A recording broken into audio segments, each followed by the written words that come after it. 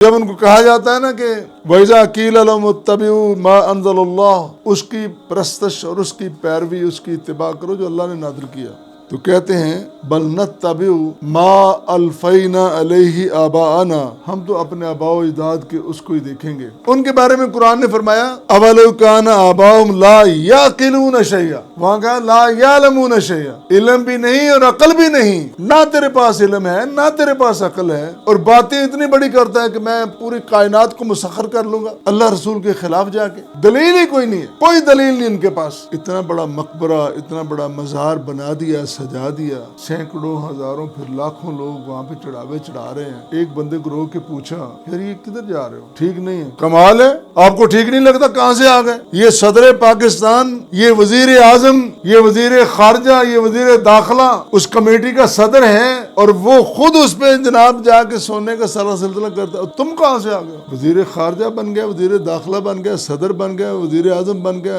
अक्लमंद हो गया कुरान की रूह से। इन तेरी कामयाबियों को कुरान अकल नहीं मानता। कुरान अकल मानता है वो अकल है जो अपने अल्लाह और उसके रसूल की पहचान कर ले।